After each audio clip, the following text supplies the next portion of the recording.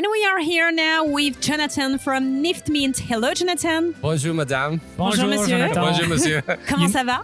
It's impossible to pronounce your name, Niftmint. Yeah, what does it mean? What Niftmint means? What does it mean in English? Yeah. So, we use NFT technology. Okay. And so that's where the NIFT comes from. But I do want to clarify, we do not do any of the speculation aspects of NFTs. We never have. We strictly treat it as a digital twin of a physical product. So anyways, that's where the NIFT comes from. And then mint is because when you create something, like when you create currency, you are minting the currency. Yeah. Okay. So and I Jonathan, like the color green. Who are you? Who am I? I'm Jonathan G. Blanco. I'm the founder and CEO of Niftmint. What we do is we create digital twins of products for brands as a way to authenticate their products and also drive engagement and rewards. And a little bit about me, I've been working in retail technology for the last 15 years or so. I actually grew up in commerce. My parents had a retail store. And I've just been able to be in really innovative things from the start. So working on things like buy now buttons and shoppable commerce back in 2014, beacon technology, and then even been at this intersection of Web3 and commerce since 2017. Can you share with us what's the typical customer journey if they are using your technology, right? On the brand side, maybe on the customer side. Yeah, most definitely. So brands have this problem right now where they do not understand how their customers use their product. They also have a problem with counterfeit goods. It's a $3 trillion industry, actually.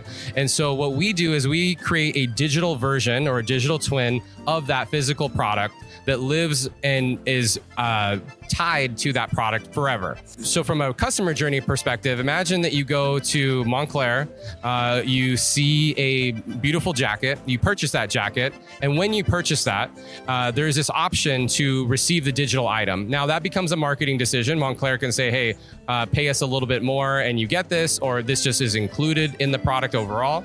And at that moment, that product, that digital is now yours. It's essentially in your Montclair account. You can go to your website, you see it, or on the app, you see that overall. Once that product is then shipped to you, you will go ahead and be able to pair those two items together. You get to see, how all the details of it. Why that's very key and why it's important is because all the critical information about that product live there. So everything from any sort of warranty, service level type of aspects to it, manufacturing quality, when it was created, what quantity, etc. This can now all live in that digital.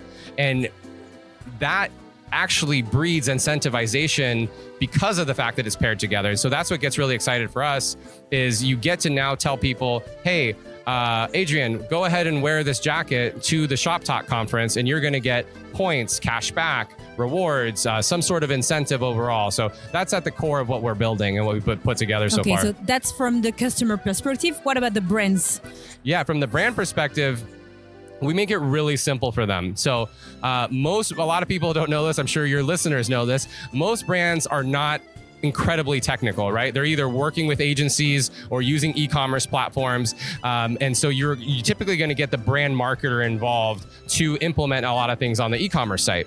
So what we do is we're an application inside of e-commerce platforms that brand marketer can simply download. And now they have this product or, our app available to be able to create these digital twins directly in the e-commerce platform. So the same way they would create any other physical product, they're now able to create these digital products. They pair it or attach it to the physical, and they can offer it for sale or give it away in that site. As you can tell by what we're talking about, we do use cryptocurrency and we do use NFT technology. I want to be super clear though, we don't put any of that burden on the end consumer or on the brand. We manage all of that for them. We see crypto simply as infrastructure. And so we create any sort of crypto wallet or any sort of cryptocurrency or any sort of management of these digital twins. We're doing all of that in the background. Just like Stripe does this for PCI compliance and payments, we do this for tokenization. Jonathan, I have a feeling that the KPIs, the impact on KPIs are long-term value on the revenue that you can generate from customers, loyalty, engagement from those customers, right? Because the more you know them, the better you can serve them maybe products, services after you sell. It's everything about post-purchase, right? About how you engage with them. Totally. So 100%, right? Every brand wants to know that people are using their products. It's one thing to purchase it. I was talking to someone earlier. I was like, well, brand only cares that someone buys their product, right? I'm like, no, of course not. Because if you get all these sales, but you don't get resales, or if you don't know how someone's consuming it, how do you know what fabric to use or what colors to use or these sort of things? So on the incentivization side, let's say enough people are checking in with a Louis Vuitton purse, right? And all these people start checking on this particular Louis Vuitton purse.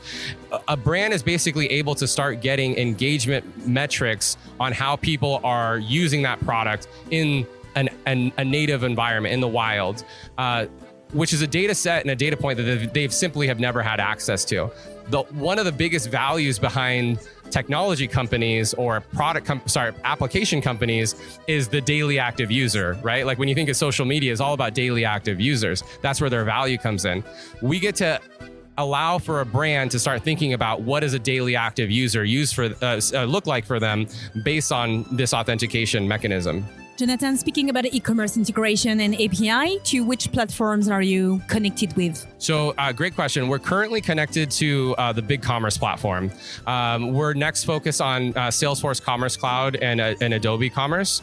But the way we're prioritizing our e-com integrations right now is simply based off of the customers that we've been engaging with. But I've been building e-commerce integrations for 15 years. So what's nice is a lot of these e-commerce platforms are pretty easy to work with now, much easier than they were 15 years ago, by the way. So yeah, it's really simple for us to spin up an integration, and we're just prioritizing it based off of and these platforms are tailor-made for huge or enterprise account, not for SMBs. Basically. Yeah. While we can be available to SMBs and we can use it, I've probably made more Shopify applications than I'd like to admit. We're not focused on the SMB market just yet. We do see a world where we kind of go down to that realm. But for now, we're focused on luxury retail, jewelry. High-end products. High-end products. And then wine and spirits. And then the automobile industry. Thank you very much. Thank you. Have a wonderful show. Thank you, Jonathan. Thank you. Merci.